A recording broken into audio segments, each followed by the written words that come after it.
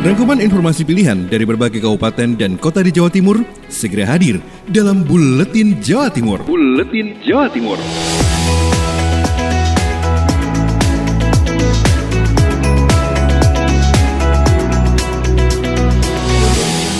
Sahabat, jumpa kembali dengan Buletin Jawa Timur untuk edisi hari ini, Kamis, 1 Oktober 2020 bersama saya Bram Abidin MZ. Buletin Jawa Timur untuk edisi Kamis hari ini kita awali dengan laporan pertama bersama Akbar Wiana dari Banyuwangi.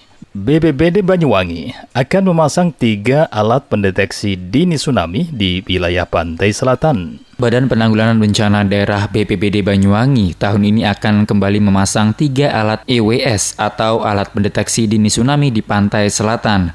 Kepala Bidang Kedaruratan dan Logistik BPBD Banyuwangi Eka Muhar mengatakan rencana pembangunan EWS itu akan dipasang di perairan Lampon, Rejekwesi dan Pantai Gerajagan Banyuwangi. Dia menambahkan jika tidak ada halangan pada akhir tahun 2020 ini, alat tersebut akan dipasang di titik yang sudah ditentukan tersebut. Selain EWS, BPBD Banyuwangi juga telah memasang rambu-rambu jalur evakuasi dan tempat aman untuk evakuasi. Rambu-rambu evakuasi itu telah terpasang sekitar 90% di daerah rawan bencana alam, mulai dari bencana banjir, gunung meletus, gempa bumi hingga bencana alam tsunami. Eka menambahkan dari 9 alat yang dimiliki, untuk saat ini alat EWS yang berfungsi hanya 2 alat. 2 alat tersebut terdapat di Pantai Pancar dan Pelabuhan Muncar Banyuwangi, sedangkan alat yang lain mengalami kerusakan. Eka meminta kepada masyarakat tidak panik terkait hasil riset peneliti dari ITB yang menyebutkan tsunami besar diperkirakan terjadi di sepanjang pantai selatan Jawa Timur. Namun kata Eka, masyarakat diminta tetap waspada dan mengenali dini gejala akan terjadinya tsunami setiap saat. Akbar Wiana melaporkan. Kepala BNNP Jawa Timur tegaskan layanan rehabilitasi untuk pengguna narkoba gratis. Berikut informasi selengkapnya bersama Ari Agustias dari Pradya Suara Tuban. Kepala BNNP Jawa Timur Brigjen Polisi Bambang Priambodo mengatakan bahwa setiap pengguna narkoba yang ingin sembuh bisa mengikuti layanan rehabilitasi rawat jalan secara gratis di BNNP Provinsi Jatim. Hal tersebut disampaikan secara langsung oleh Bambang saat datang di acara deklarasi pencanangan zona integritas menuju WBK dan WBBM di kantor BNNK Tuban, Selasa 29 September. Bambang mengatakan pengguna narkoba yang melapor dengan kesadarannya ataupun lewat perantara bisa mendapatkan layanan rehabilitasi secara gratis dengan catatan yang bersangkutan ialah pengguna dan tidak memiliki narkoba, bukan pengedar ataupun bandar. Layanan rehabilitasi gratis itu juga berlaku bagi pengguna yang tertangkap oleh petugas BNNK. Jika saat dites urin dinyatakan positif dan tidak menyimpan narkoba, maka bisa ikut rehabilitasi. Bambang menegaskan pengguna narkoba yang melapor ke BNNK dan ingin ikut rehabilitasi tidak akan dipidanakan, asal lolos proses asesmen yang dilakukan tim dari BNNK. Jadi fasilitas yang ada di BNN Kabupaten Tuban ini salah satunya ada rehabilitasi. Ketika ada yang lapor dengan kesadaran bahwa anaknya, saudaranya yang menggunakan narkoba ingin sembuh, silakan dilaporkan di BNN Kabupaten Tuban. Gratis ya. Pidananya tidak diproses. Ditambahkan BNNK Tuban hanya bisa melayani rehabilitasi rawat jalan gratis, sedangkan untuk rawat inap belum bisa karena belum memiliki fasilitasnya. Ari Agustias, Pradya Suara Tuban untuk Buletin Jawa Timur. Dari Suara Madiun, berikut ikuti informasi bersama Ben Chandra. Ikrar damai 14 perguruan sepakati jaga kondusivitas ke depan. Upaya mewujudkan keamanan dan ketertiban masyarakat atau Kamtibmas terus dilakukan di Kota Madiun. Rapat koordinasi Forpimda bersama perguruan pencaksilat di Kota Madiun digelar. Hasilnya tidak ada lagi keributan ke depan. Forpimda bersama masing-masing perguruan sepakat menjunjung tinggi ikrar damai yang disepakati dalam rakor di GCIO Dinas Kominfo Kota Madiun tersebut. Ikrar damai dilakukan 14 perguruan pencaksilat di Kota Madiun, yakni Perguruan Merpati Putih, Tapak Suci, PSHW Tunas Muda, PSHT, IKS Pro Patria, Persinas Asad, Pagar Nusa, Ki Ageng Pandan Alas, IKSPI Kerasakti, OCC Pangastuti, SH Tuhu Tekad, Persaudaraan Rasa Tunggal, Cempaka Putih, dan Persati. Ikrar tidak hanya dibacakan, namun juga ditandatangani masing-masing perwakilan perguruan dan Forpimda Kota Madiun. Rakor dan ikrar damai tersebut dirasa penting dan perlu. Hal tersebut sebagai tindak lanjut aksi oknum tidak bertanggung jawab beberapa waktu yang lalu. Karenanya, langkah tegas diambil.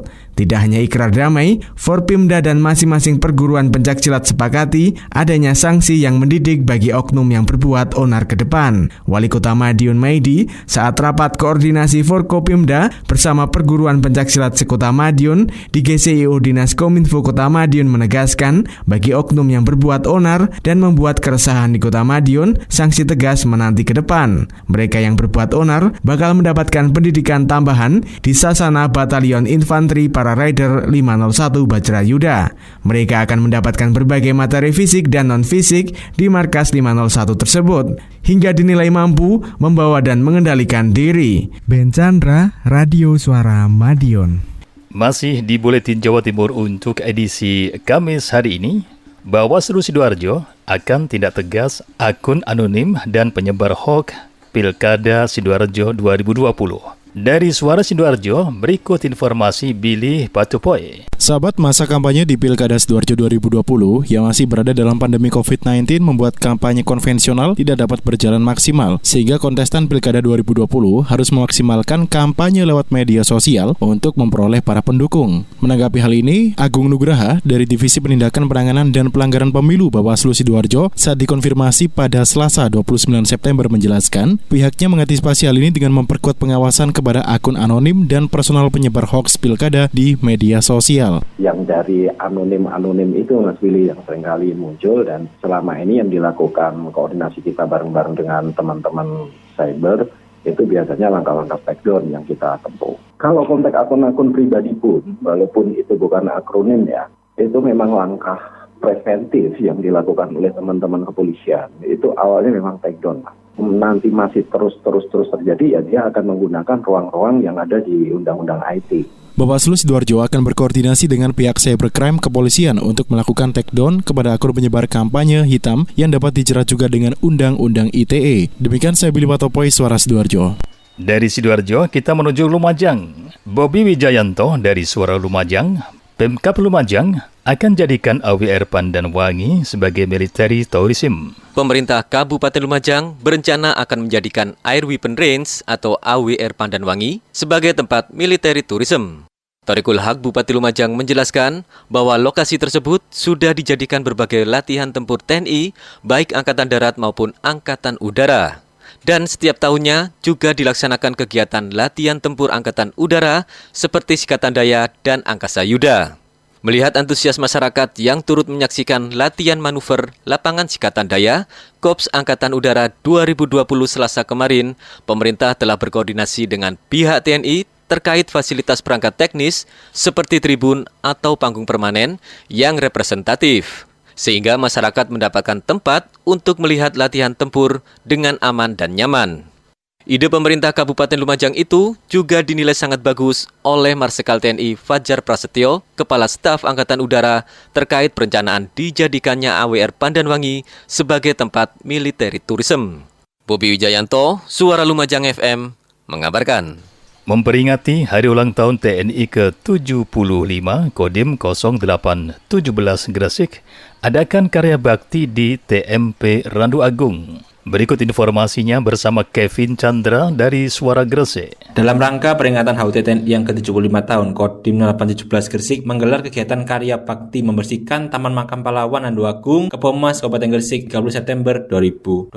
Kegiatan ini dipimpin oleh Mayor Infantri Sugeng Riyadi selaku Kasdim 0817 Gresik. Dalam acara tersebut turut hadir Kasub Kogartab Gresik, Mayor CAP Muhammad Abdullah, jajaran Kodim Gresik, serta 100 orang dari berbagai lembaga. Mayor Infantri Sugeng Riyadi Kasdim Gresik mengatakan Kodim Gresik selalu berupaya menjaga dan menghimbau serta mengajak seluruh komponen masyarakat untuk ikut berpartisipasi dalam menjaga kelestarian lingkungan. Kegiatan ini dilakukan sebagai wujud penghormatan dan menghargai jasa pahlawan yang telah gugur dalam memperjuangkan merebut kemerdekaan. Selain karya bakti, Kodim Gresik juga menggelar serangkaian acara seperti bakti sosial, donor darah, dan pembagian sembako. Saya, Kevin Chandra, melaporkan untuk Buletin Jawa Timur. Sahabat, berikut ini ikuti informasi bersama Kolik Maulidi dari Ralita FM. Naila Badrut Tamam minta ibu-ibu tingkatkan gizi bayi guna hindari stunting. Naila Badrut Tamam, Ketua Tim Penggerak PKK Kabupaten Pamekasan, meminta ibu-ibu rumah tangga untuk menjaga kesehatan dan meningkatkan gizi bayinya yang kini masih balita. Hal itu dilakukan guna mencegah terjadinya gizi buruk dan mengurangi angka stunting di Kabupaten Pamekasan.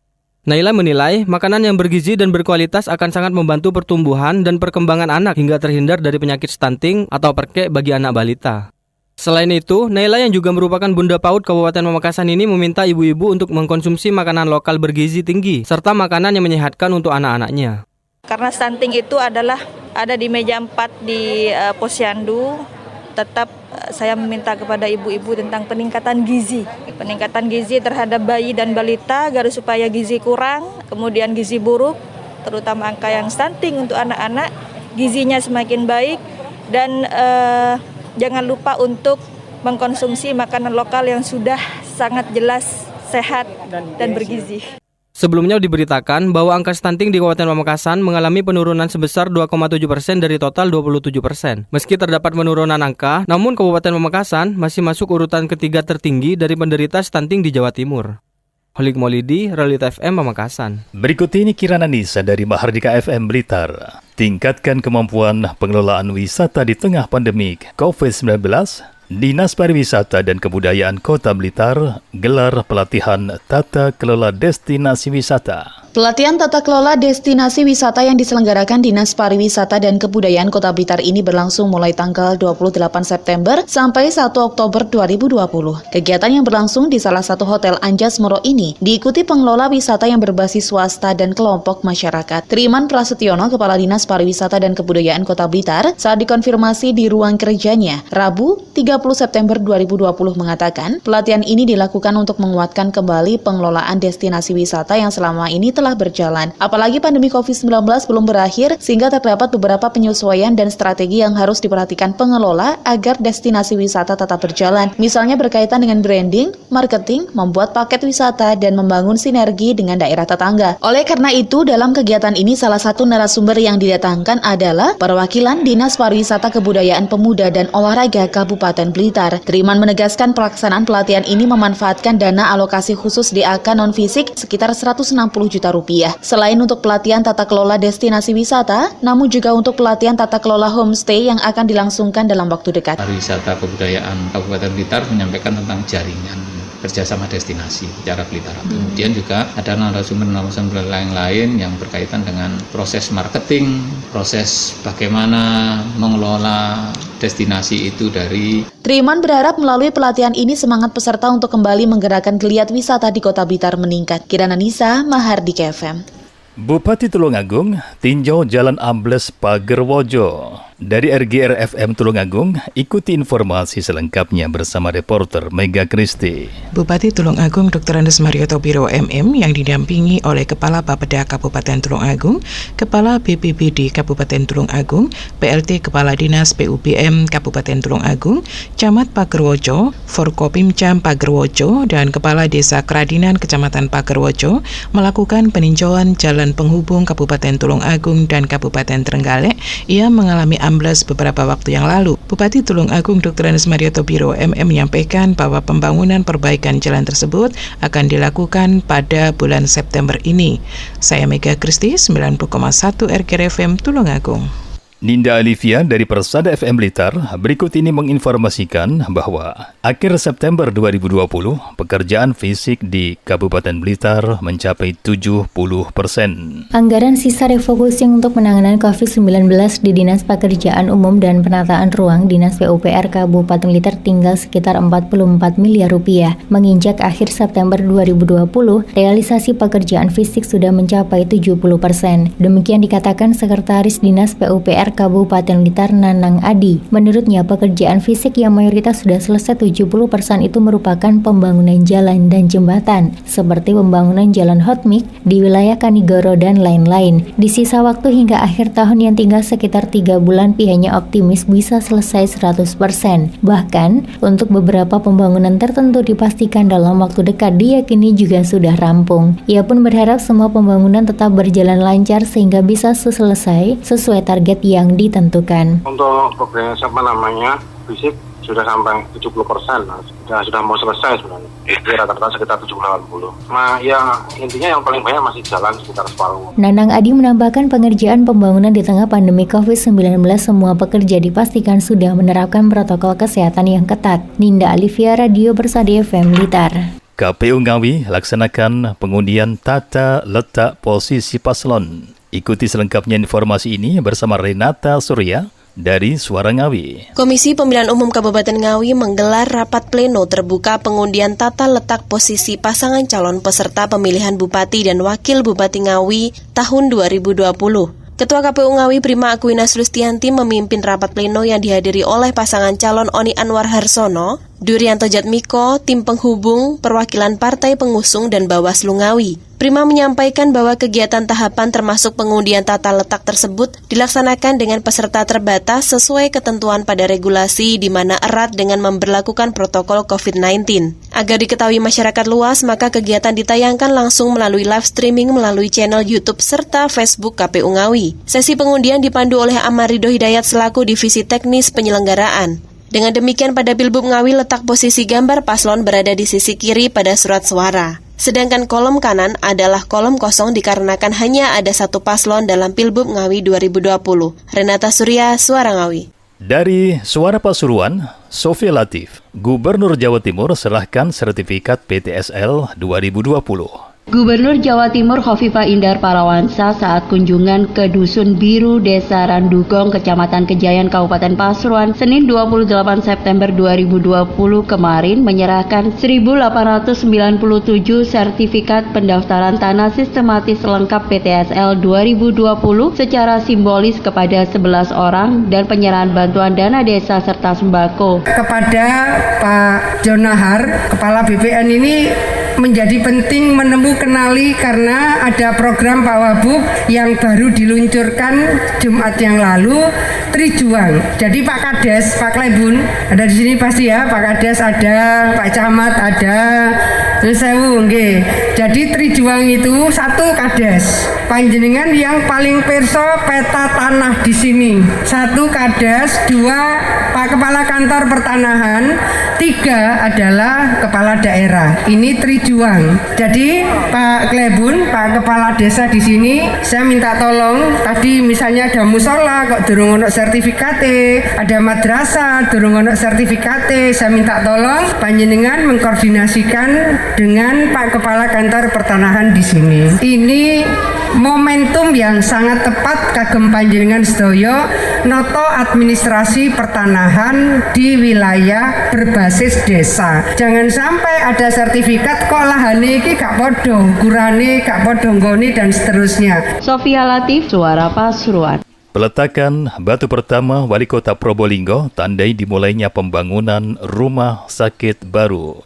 Informasi selengkapnya ikuti bersama Stebi Yulionatan dari Suara Kota Probolinggo. Di tahun kedua kepemimpinannya, Wali Kota Probolinggo, Hadi Zainal Abidin dan Wawali Muhammad Saufi Sobri berhasil membuktikan janjinya untuk membangun rumah sakit baru. Senin kemarin, peletakan batu pertama oleh Gubernur Jawa Timur Khofifah Indar Parawansa menandai dimulainya pembangunan rumah sakit di Jalan Profesor Hamka, Kelurahan Karenglor, Kecamatan Kedopok tersebut. Pembangunan RSUD Kota Probolinggo di tahun anggaran 2020 meliputi pembangunan gedung rawat inap kandungan dan anak dengan biaya sebesar 17 miliar rupiah selama 90 hari kalender kerja. Dan disampaikan oleh Wali Kota Probolinggo Habib Hadi Zainal Abidin, tidak mudah mewujudkan apa yang menjadi harapan masyarakat. Namun tidak ada usaha yang sia-sia jika kita semua mempunyai komitmen tinggi dalam memperjuangkannya. Dengan fasilitas pelayanan yang berkualitas, RSUD baru ini nantinya akan menjadi rumah sakit rujukan di wilayah timur Jawa Timur. Secara geografis, lokasi RSUD baru mudah diakses untuk mendukung program prioritas percepatan pembangunan ekonomi, yakni Bromo Tenggar Semeru sesuai Perpres nomor 80 tahun 2019. Stebi Julionatan, Suara Kota, Probolinggo. Sahabat, sekian Buletin Jawa Timur untuk edisi Kamis hari ini. Jangan lupa laksanakan protokol kesehatan, diantaranya dengan bermasker, jaga jarak, dan rajin cuci tangan untuk tetap menjaga sehat dari paparan COVID-19. Saya Bram Abidin MZ, sampai jumpa pada Buletin Jawa Timur edisi berikutnya. Rangkuman informasi pilihan dari berbagai kabupaten dan kota di Jawa Timur baru saja sahabat dengarkan dalam Buletin Jawa Timur. Buletin Jawa Timur. Buletin Jawa Timur bisa sahabat dengarkan Senin sampai Jumat jam 8 pagi dan 4 sore. Disiarkan serentak di Lembaga Penyiaran Publik Lokal Suara Sidoarjo, Persada Kabupaten Blitar, Mardika Kota Blitar, Ralita Pamekasan, Suara Sampang, Suara Kota Probolinggo, Suara Lumajang, Suara Pasuruan, Blambangan Banyuwangi, Wika Mojokerto, Suara Gresik, Pradia, Suara Tuban, Malawapati Bojonegoro, Ersal Nganjuk, Suara Madiun, Suara Ngawi, Suara Pacitan, Praja Angkasa Trenggalek, Magetan Indah, dan RGR Tulungagung. Persembahan dari Asosiasi Lembaga Penyiaran Publik Lokal Jawa Timur.